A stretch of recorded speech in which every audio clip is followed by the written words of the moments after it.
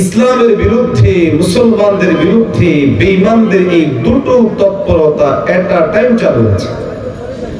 একদিকে যদি আমরা আমাদের সামনে ফিলিস্তিনের অবস্থা দেখি, এখানে দেখব সরাসরি আক্রমণ চলছে।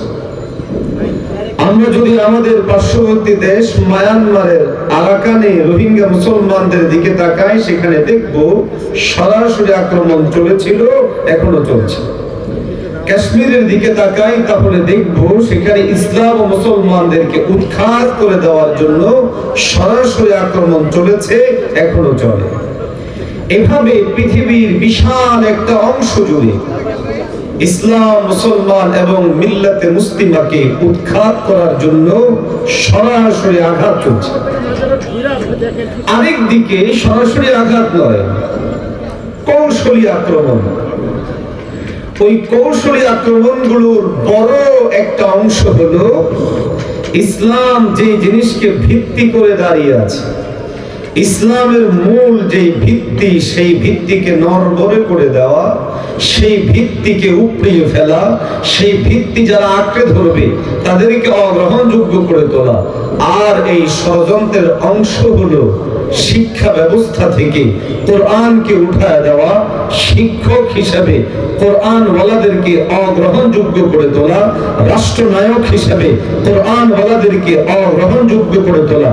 প্রথম ষড়যন্ত্রটা আমরা অনেকেই উপলব্ধি করি, বুঝি, এর ব্যাপারে আমরা জাগ্রত হই, বিপ্লবী হই, বিদ্রোহ করি, আন্দোলন করি, সংগ্রাম করি, উম্মাহকে বুঝাতে পারি দেখো আমাদের ভাইদেরকে মারছে, উম্মাহকে বুঝাতে পারি দেখো আমাদের কোরআনকে জ্বালিয়ে দিচ্ছে, মানুষকে বুঝাতে পারি দেখো ইসলামের বিরুদ্ধে গভীর ষড়যন্ত্র করছে। কিন্তু দ্বিতীয় যেই ষড়যন্ত্রটা, যেখানে কৌশলে ইসলামকে নিঃশেষ করে দেওয়ার পায়তারা করা হয়, এটা বুঝতেও সময় লাগে, বুঝাতেও সময় লাগে, প্রক্রিয়াজাত করতেও সময় লাগে, সংগ্রাম তৈরি করতেও সময় লাগে, আর এর ফাঁকে বেঈমানরা তাদের কাজগুলোকে চালু করে দেয়। এই জন্য আমাদের দরকার খুব সতর্কতা, আমাদের দরকার খুব সাবধানতা। বাংলাদেশে সহ গোটা ভারতবর্ষে কুফফারদের বড় একটা চক্রান্ত, ষড়যন্ত্র ছিল, আছে এবং আগামীতেও থাকবে শিক্ষা ব্যবস্থা নিয়ে।